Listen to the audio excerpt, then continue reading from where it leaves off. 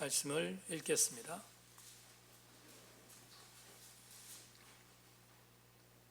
고린도 후서 8장 13절부터 마지막 절까지 15절까지 말씀 제가 읽습니다. 신약성경 294페이지에 있습니다. 봉독하면 아멘으로 화답하시기를 바랍니다.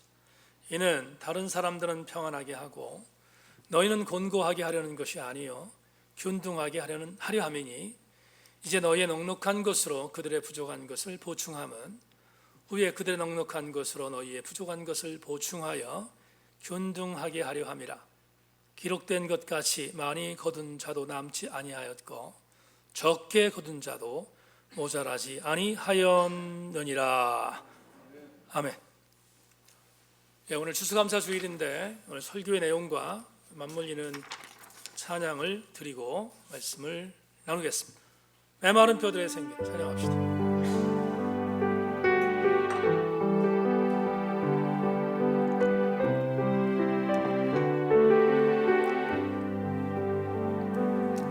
저 죽어가는 내 형제에게 생명을 주소서. 흑암의 권세에 매여 내일을 빼앗긴 저들에게 저 소망 없는 텅 빈 가슴에 새날을 주소서.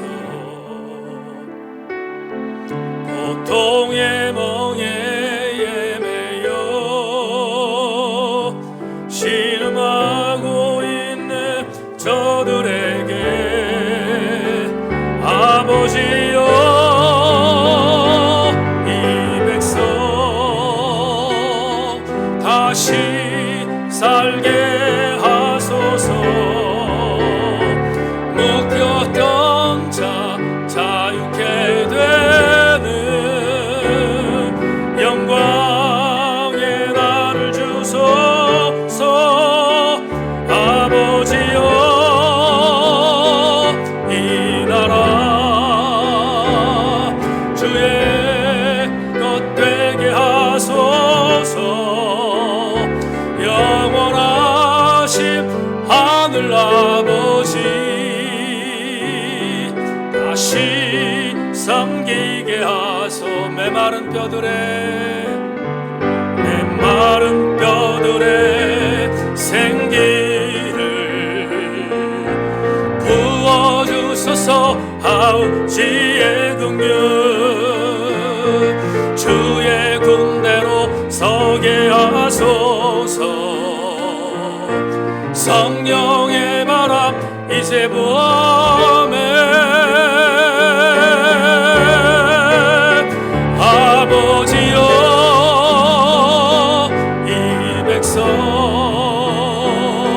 다시 살게 하소서.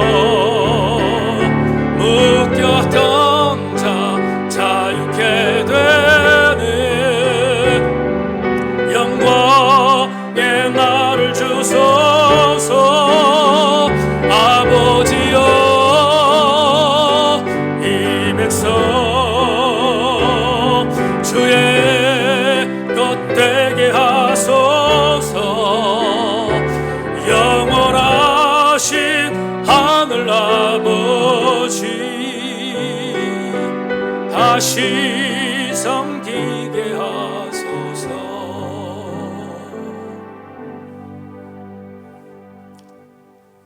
2020년 추수감사주일 주일에 우리의 동서남북을 뒤돌아보면 묶인 자 많습니다.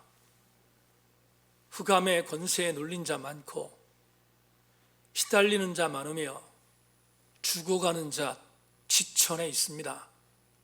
하나님, 추수감사주일 의미 있는 영적 도전이 우리 세인교회의 예배당에 선포되게 하시고 더불어 우리 교우들은 선포된 말씀, 정치적인 이념이나 이데올로기를 떠나서 뜨거운 하나님 말씀으로 받아 아멘하고 실천하는 우리들 되게 하여 주옵소서.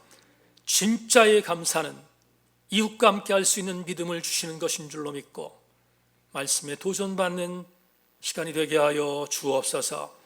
오늘도 주께서 우리와 함께 하시기를 소망하며 예수 그리스도의 이름으로 기도 올리옵나이다. 아멘.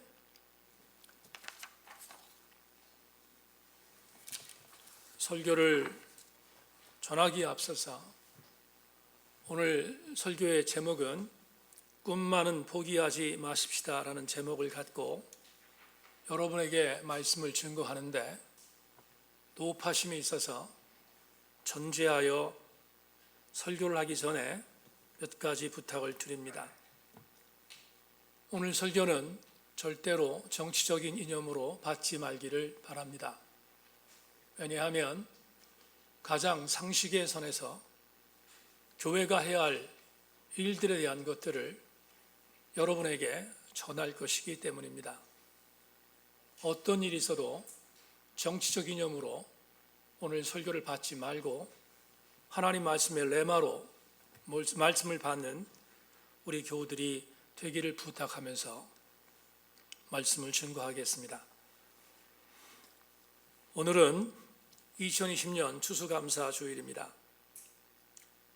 이 아침에 나온 우리 교우들, 2부 예배 나온 교우들, 금년 코로나19로 시작한 금년이기 때문에 지난 10개월을 뒤돌아보면 도무지 감사할 것이 없다라고, 하나님께 드릴 감사의 제목이 없다고 항변하는 교우들이 여기에 있습니까? 감사는 고사하고 지금까지 버티고 있는 것이 기적이다 라고 하나님께 따지고 싶은 성도들이 혹시 있습니까? 감정적인 골로, 정서적인 마음으로 지금 여러분이 감사의 조건을 혹시나 찾지 못한다면 나름 저도 공감하는 부분이 있다는 것을 인정합니다.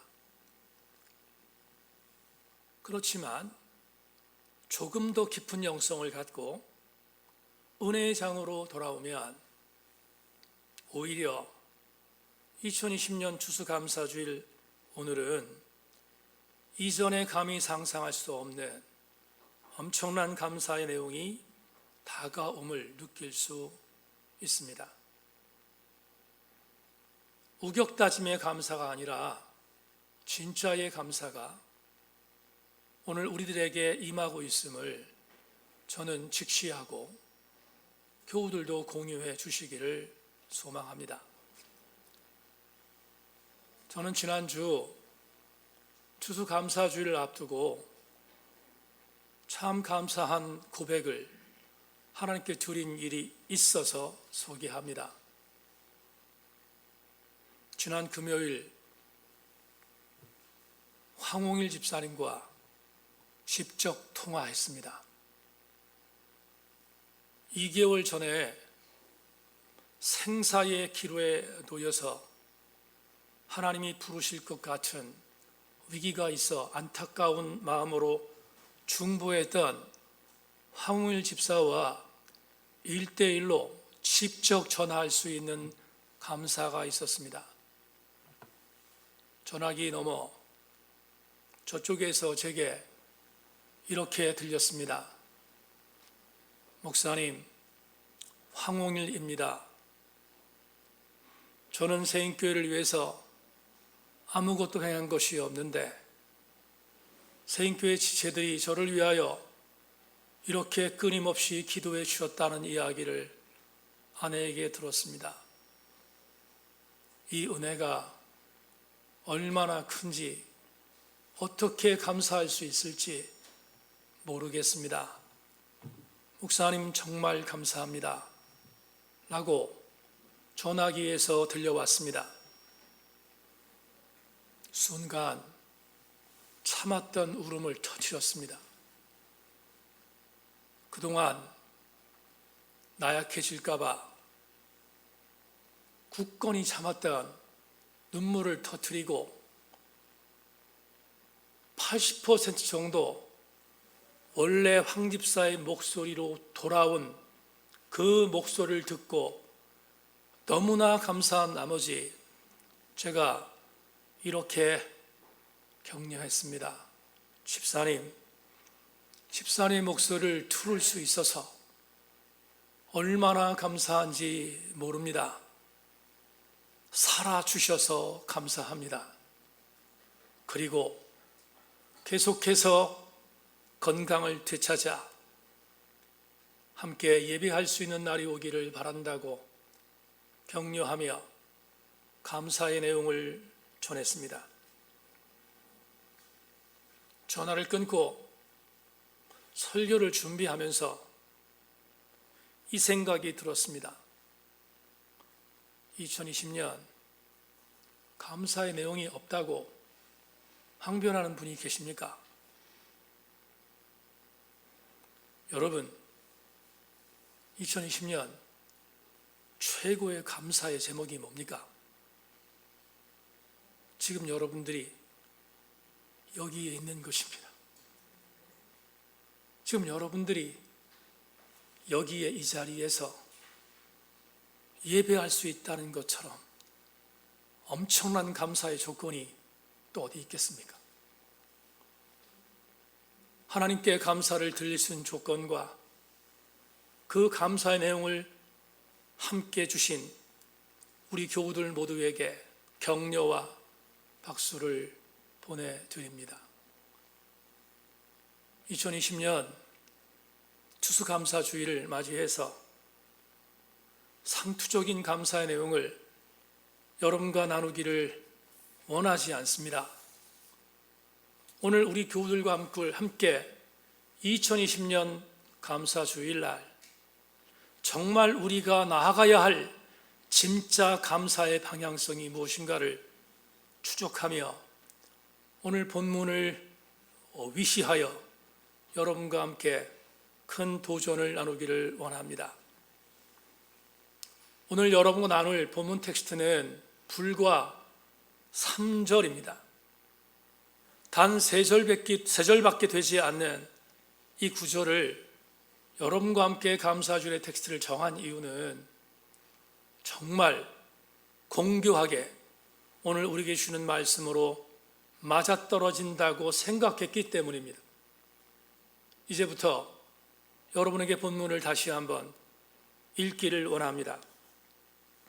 공동번역 성경으로 오늘 본문을 다시 읽겠습니다. 내가 지금 다른 사람들은 평안하게 해주면서 여러분에게만 괴로운 부담을 주려는 것은 아닙니다. 다만 공평하게 하려는 것뿐입니다. 지금 여러분이 넉넉하게 살면서 궁핍한 사람들을 도와준다면 그들이 넉넉하게 살 때에는 또한 여러분의 궁핍을 덜어줄 것입니다. 그러면 결국 공평하게 되지 않겠습니까? 이것은 성서에 많이 거둔 사람도 남지 않았고 적게 거둔 사람도 모자라지 않았다고 기록된 대로입니다. 바울은 고린도 교회의 부유한 교회의 성도들을 향해서 지지부진하며 인색했던 구제연보를 적극적으로 함께 드리라고 종용하는 오늘 본문의 메시지 속에서 이렇게 전한 것입니다. 오늘 본문을 오늘의 언어로 바꾸어서 다시 한번 여러분에게 전하겠습니다. 바울이 이렇게 말합니다. 고린도 교회 형제들이여, 당신들의 교회는 이방인 교회 중에 넉넉한 교회입니다. 풍요로운 교회입니다. 부자 교회입니다. 그러니 지금 예루살렘 지역에 있는 우리의 형제들이 극심한 기근으로 인하여 경제적인 고통을 당하고 굶어 죽어가고 있는 이것을 그대로 좌시했어야 되겠습니까?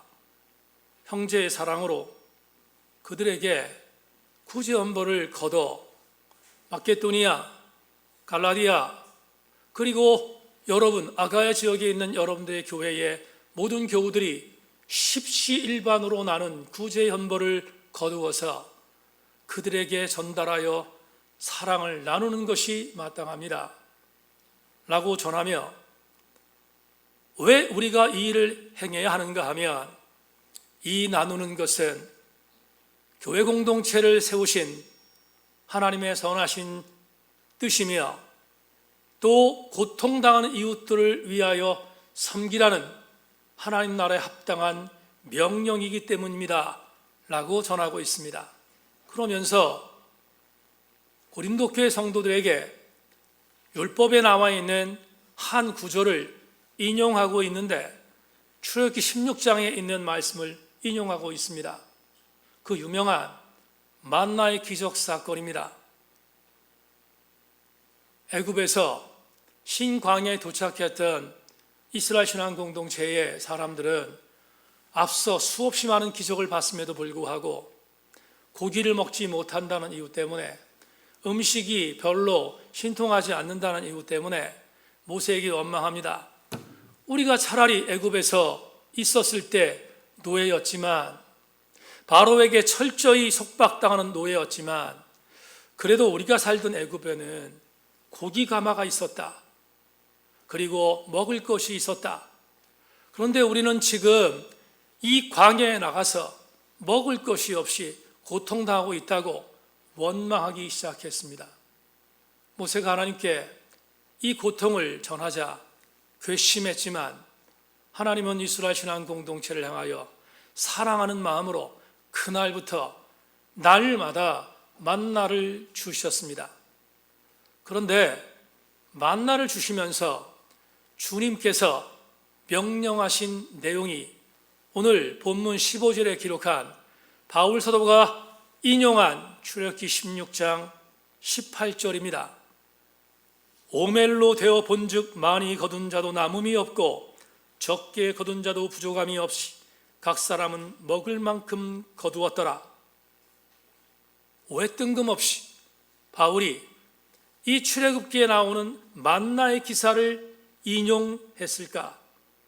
대단히 중요한, 오늘 추수감사주일에 듣는 설교 중에 정말로 중요한 한 가지 이유 때문임을 분명히 여러분에게 선포합니다. 다시 한 번만, 오늘 본문 15절 뭐라고 되어 있습니까? 기록된 것 같이 많이 거둔 자도 남지 아니하였고 적게 거둔 자도 모자라지 아니하였느니라. 무슨 말입니까? 만나가 이스라엘 신앙 공동체에게 내렸을 때 부자에게도 똑같은 오멜, 가난한 자에게도 똑같은 오멜, 높은 자에게도 똑같은 오멜, 낮은 자에게도 똑같은 오멜, 못 배운 자에게도 똑같은 오멜, 배운 자에게 똑같은 오멜, 모두가 공평한 오멜이 떨어졌음을 사도 바울이 고린도 교회 성도들에게 제시하고 있습니다. 그러면 왜 이 출애굽기의 만나의 기사를 고린도 교회 성도들에게 제시했습니까? 너무 당연합니다. 부유한 너희 고린도 교회 성도들이 있는 부유한 것들을 나누어 예루살렘에 고통당하는 자들에게 나누어 주므로 하나님께서 원하시는 공평함의 나라를 이루라는 명령이지 않겠습니까? 여기서 우리는 대단히 중요한 은혜를 받게 됩니다. 하나님의 나라는 공평한 나라입니다. 마태복음 20장에 나오는 예수님의 비유를 여러분에게 소개합니다. 포도원의 주인이 새벽 시장에 나가서 내 포도원 농장에 와서 일할 사람들을 찾아서 약속을 합니다.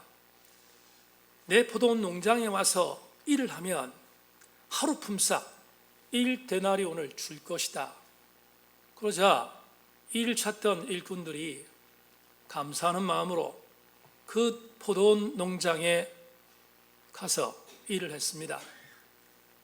제일 첫 번째 온 사람이 오전 9시였습니다. 그런데 이 주인이 3시간 뒤 정오에 다시 인력을 구하러 인력시장에 나가서 12시에 또 다른 일꾼들을 데리고 농장으로 왔습니다. 일을 시켰습니다. 그런데 3시간 뒤 오후 3시에 다시 인력시장에 나가서 일꾼을 데리고 와서 포도원에서 일을 하게 했습니다. 여기서 끝난 게 아니라 이스라엘의 하루의 일의 마침표 시간은 오후 6시인데 1시간 전 오후 5시에 다시 인력시장에 나가서 1시간만 일을 해도 내가 너에게 1데나리온을 줄 것이다 약속하여 일꾼을 데려와 일을 시켰습니다. 6시가 되었습니다. 하루에 일이 파장되었습니다. 주인이 품삯을 나눠줍니다. 9시에 온 자, 정오에 온 자, 3시에 온 자, 5시에 온 자 모두에게 1데나리온을 주었습니다. 그러자 9시에 온 사람이 불만을 터뜨렸습니다. 아니 사장님, 우리는 9시에 와서 죽도록 일을 해서 최선을 다했는데 5시에 온 사람과 똑같이 1데나리온을 주면 이거 불공평한 것이 아닙니까? 라고 대들었습니다. 그러자 사장이 이렇게 말합니다. 난 잘못한 게 없다. 너희들하고 약속한 것은 1데나리온이 하루의 품삯이라 9시에 왔든 5시에 왔든 1데나리온을 주는 것은 내 맘이지 너희들이 타치할 것이 아니다. 공평하게 주었으니 돌아가라 말합니다. 여러분, 우리는 마태복음 20장의 이 비유를 통하여 대단히 중요한 성서적 하나님 나라의 상을 발견하게 됩니다. 우리가 살고 있는 시대를 뭐라고 합니까? 우리 대한민국을 무슨 국가라고 합니까? 민주주의 국가라고 말합니까? 맞습니다. 그러나 경제학적인 차원으로 우리 대한민국은 민주주의이지만 또 하나 자본주의입니다. 우리는 자본주의의 세상에서 살고 있습니다. 자본주의의 특성이 뭡니까? 자본주의의 특성은 차별적 균등을 허락하는 것입니다. 자본주의는 차별적 균등에 대하여 전혀 불만을 제기할 수 없습니다. 재벌이 있으면 중소기업이 있는 것, 차별적 균등이라는 것입니다. 그래서 대기업에서 힘을 갖고 중소기업에 대한 압박을 가하는 것, 문제없다고 말하는 것이 그게 자본주의입니다. 자본주의 체제 하에서 당연히 그럴 수밖에 없습니다. 그런데 우리의 고민은 여기서부터 시작됩니다. 우리는 자본주의 국가에 살고 있지만, 그러나 우리는 자본주의 국가에 살고 있기는 하지만 우리는 하나님 나라의 백성입니다. 그러면 우리는 어떤 것을 선택해야 합니까? 하나님의 나라는 차별적 균등이 있는 나라가 아닙니다. 하나님의 나라는 공평한 균등의 나라입니다. 이 갈등을 극복하는 것이 우리 그리스도인들에게 있어서 대단히 중요한 일이 아닐 수 없습니다. 혹시나 제가 지금 설교하는 차별적 균등에 대하여 비판하는 이 목사의 설교를 들으며 이런 생각할 수 있습니다. 목사님, 학교 다니면서 공부 안 하는 놈들과 달리 나는 3시간 자면서 공부했습니다.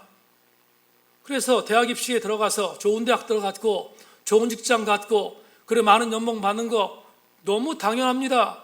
그거 갖고 시비하면 안 됩니다. 맞습니다. 정말로 자본주의 세상, 아니 저도 중학교 3학년, 고등학교 3년 동안 좋은 대학 들어가기 위해서 학력고사를 잘 보기 위해서 최선을 다했습니다. 그리고 그 차별적인 균등 하에서 여기까지 왔습니다. 여러분, 공부 많이 한 사람이 사법고시 패스하고 외모고시 패스해서 높은 자리에 올라가는 것 너무 당연합니다. 그걸 부인하는 것이 아닙니다. 그러면 오늘 여러분과 나누고 싶은 건 뭔가? 분명히 이런 차별적인 균등을 원하고 있는, 차별적인 균등에 대한 이상히 여기지 않는 대한민국에 살고 있기는 하지만, 그러나 우리는 그리스도인이라는 것입니다. 그리스도인들은 차별적 균등에 대하여 함몰돼서는 안 됩니다. 왜냐하면 그리스도인들은 공평한 균등이 있는 하나님 나라를 바라보는 자들이기 때문입니다. 공평한 균등이란 말 여러분에게 소개하겠습니다. 우리가 보고 있는 개역 개정판에 균등이라고 쓰여 있습니다. 그런데 아마도 개역 개정판을 번역한 번역자들이 여러 가지 정치적인 생각을 했을 것 같습니다. 그래서 가장 보편타당한 단어 균등이라는 단어로 오늘 본문에서 2번이나 사용하고 있습니다. 그런데 여러분에게 왜 오늘 공동 번역 성경을 읽었는가? 저는 개역 개정판에 있는 단어보다 공동 번역에 있는 단어가 하나님 나라의 단어에 더 가깝다고 믿었기 때문입니다. 공동 번역에서 균등이라는 이 단어를 뭐라고 번역했습니까? 공평이라는 공격적 단어로 이렇게 놨습니다. 헬라 원어 성경을 보면 이 균등이라는 단어를 이소테스라는 단어를 사용했습니다. 그런데 이 이소테스를 번역한, 주석한 에스라 성경대학원의 조성민 교수의 주석을 여러분에게 소개합니다. 개역 개정에서 균등으로 번역된 헬라어 이스테스는 동일한 상태, 균형 유지, 공정하게 하는 것을 의미한다. 수많은 주석 중에서 조성민 교수의 이 글을 여러분에게 인용한 이유는 세 번째의 주석 때문입니다. 이소테스, 균등이라는 단어는 공정하게 하는 것입니다.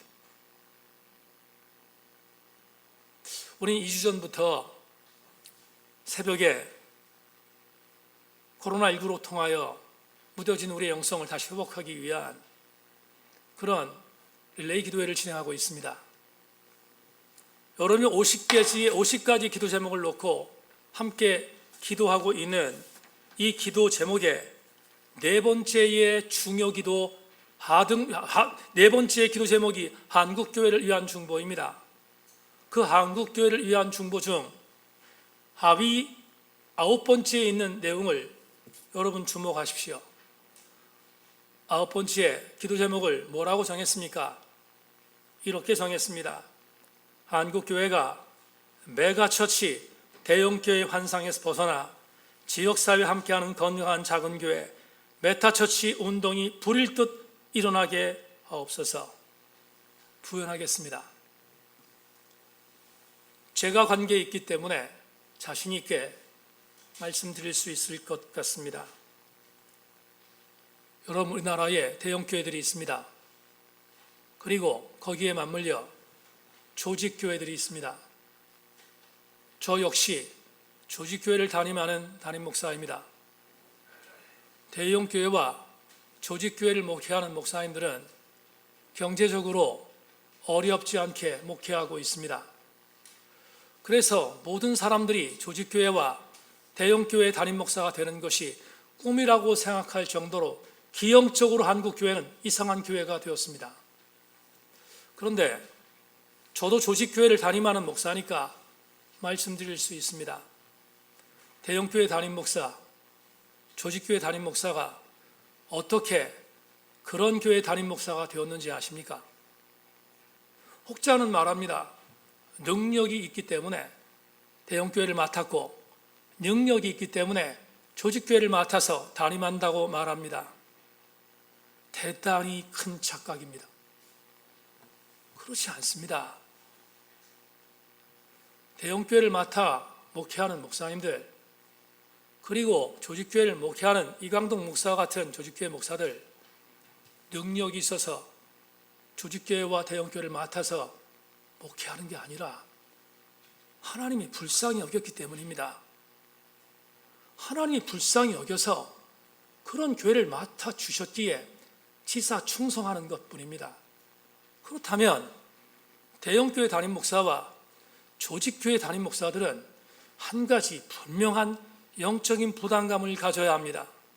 잘나서 대형교회 목회를 하는 것이 아니고 잘나서 조직교회를 목회하는 것이 아니라면 메타처치의 아름다운 교회들, 다시 말하면 작은 교회들, 건강한 교회들, 그러나 힘든 교회들을 위하여 함께 지원하고 돕는 것이 대형교회와 조직교회 목사들이 해야 할 몫입니다. 그걸 이루지 않으면 진짜로 괴물 같은 목사가 되는 것이 마땅합니다. 사랑하는 여러분, 우리 교회가 큰 교회는 아니지만 우리 교회가 조직교회로서 하나님의 교회 사역을 감당하고 있다면 마땅히 우리 교회도 소그룹 교회에 있는 힘든 목회자들을 도와야 하고 최선을 다해서 그들을 지원하는 교회가 되는 것은 하나님의 나라가 차별적 균등이 있는 나라가 아니라 공평한 나라인 것을 믿는다면 반드시 그렇게 해 나가는 것은 우리의 몫이요 우리의 의무이지 않겠습니까? 하나님은 우리에게 공정하게 하는 것을 요구하고 계십니다. 사도 바울이 오늘 본문에서 고린도 교회 성도들, 고린도 교회 지체들이 부유한 교회였습니다. 아가야 지역에서 마케도니아와 갈라디아 지역에 비해서 훨씬 부유한 교회였습니다. 그런데 예루살렘 교회 성도들이 기근으로 고통을 당하고 있는 것에 방관하고 지지부진하고 인색한 것을 바라보았던 사도 바울은 정신 차리라고, 너희들은 부유한 교회 성도들이므로 하나님 나라의 공평을 위하여 더 최선을 다하여 구전금을 드리라고 권면한 것입니다. 오늘 본문은 바로 그런 의미인 것입니다. 만에 하나 공정하지 않은 것이 있으면 싸워야 합니다. 대항해야 합니다. 투쟁해야 합니다. 공정하게 되도록 만들기 위해서입니다. 그러려면 어떻게 싸워야 합니까? 폭력과 혁명으로 싸웁니까? 그건 저쪽 북한에서 한 짓이지. 공산주의는 그렇게 할 수 있습니다. 그러나 우리는 자유민주주의 국가에 살고 있는데 자유민주주의 국가 안에 살고 있는 우리들이 혁명으로 싸워서 이겨야 되겠습니까? 되지도 않지만 그건 하나님께서 원하시는 일이 아닙니다. 그러면 어떻게 우리는 싸워야 합니까? 여러분, 대단히 상투적이지만 대단히 소박하게 우리 세인교회 성도들이, 우리 그리스도인들이 공평하게 살아갈 수 있도록 최선을 다해야 합니다. 그러니까 그게 바로 우리가 해야 할 공평한 나라로 만들어가는 우리들의 발걸음입니다.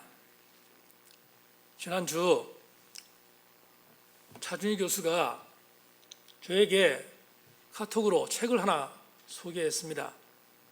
그리고 그 밑에 이렇게 쓰였습니다.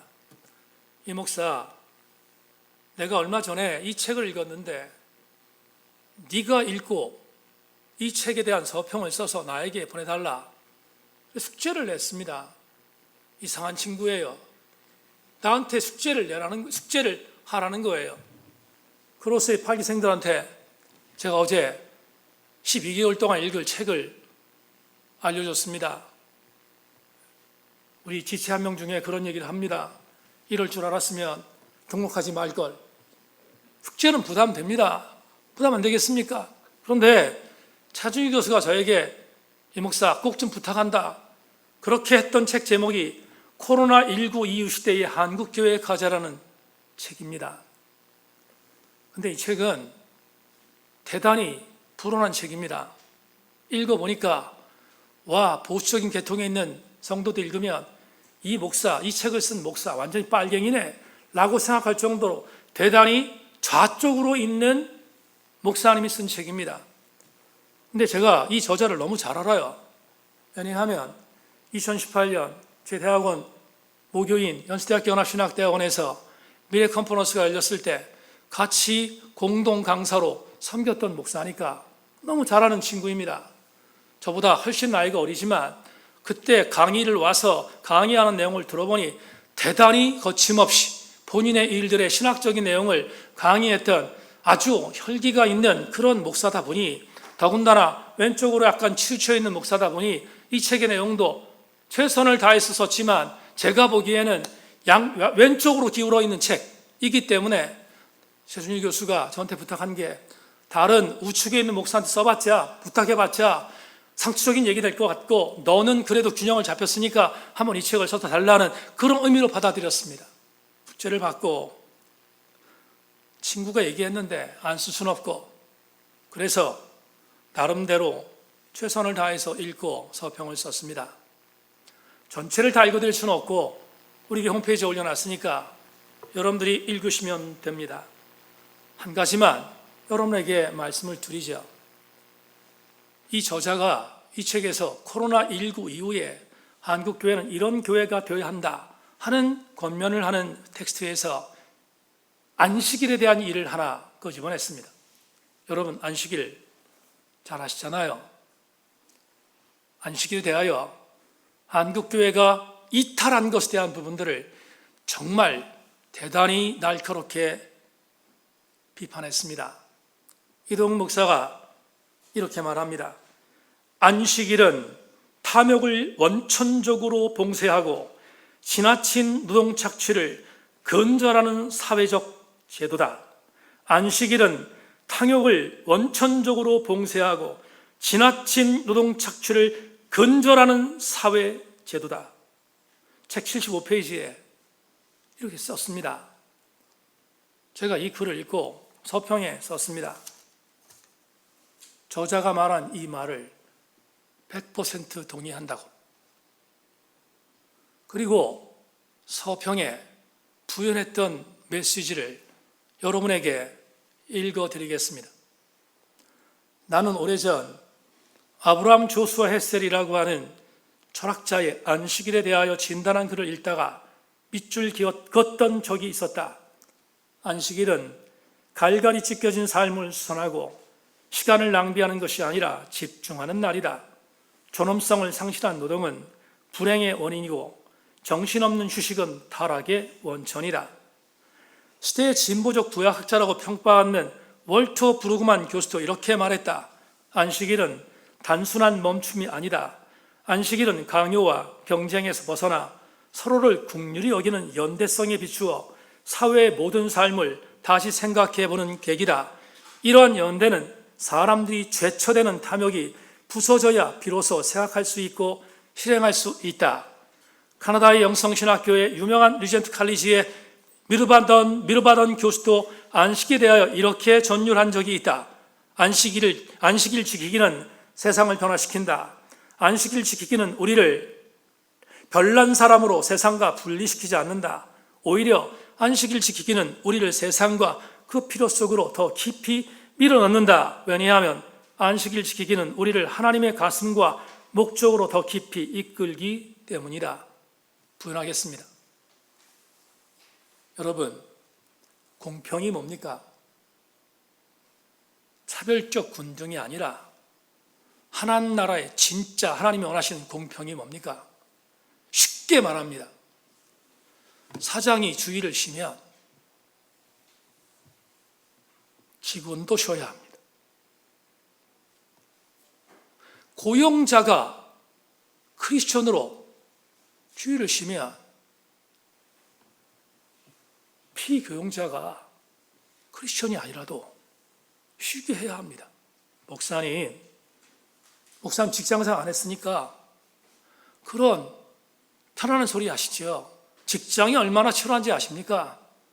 그건 목사님의 관점이지. 맞습니다. 저 역시 직장이 돌아가는 긴장감에 대하여 제가 잘 알리 있겠습니까? 저는 아는 것만 말씀드립니다. 애굽에서 이스라엘 백성들이 430년 동안 뭘 박탈당했습니까? 하나님께서 시내산 광야에서 10계명을 줄 때 안식일을 지키라 라고 명령할 때, 여러분 출애기 20장을 보셨습니까? 하나님은 이렇게 말씀해요. 안식일을 지켜라. 그런데 너희들만 지키지 말고 노예도, 심지어는 동물들도 안식일을 지키라고 명령하잖아요. 그게 뭔지 아십니까? 단순히 주일을 지키라는 얘기가 아닙니다. 너희들이 430년 동안 바로 밑에서 안식일을 빼앗겼던 그 불행을 다시는 범하지 말라는 거예요. 그게 공평이라는 거예요. 한국교회는 그러니까 목숨 걸고 공평을 지켜야 합니다. 우리 그리스도인들은 그러니까 목숨을 걸고 공평해야 합니다. 여러분, 이런 의미를 원고에 담았습니다.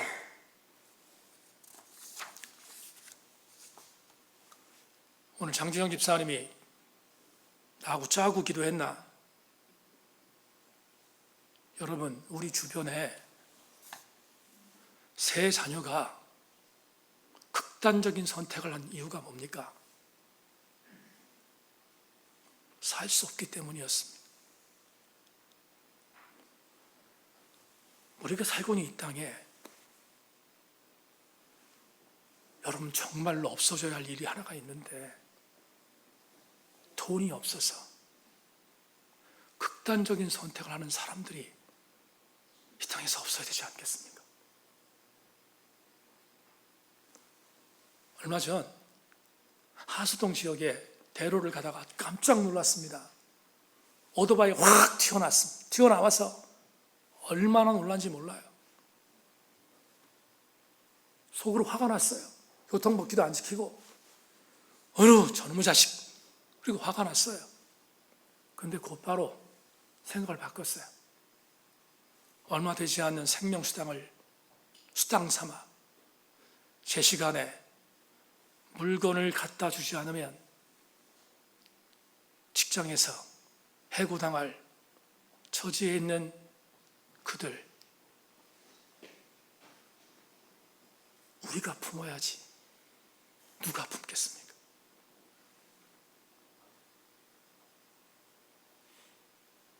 우리 교회의 청년들을 바라보면 대단히 마음이 아픕니다.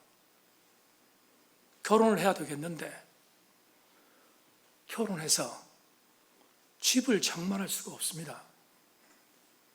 정상적으로 집을 장만할 수 없습니다. 근데 들은 이야기 중에 기가 막힌 얘기 하나 있습니다.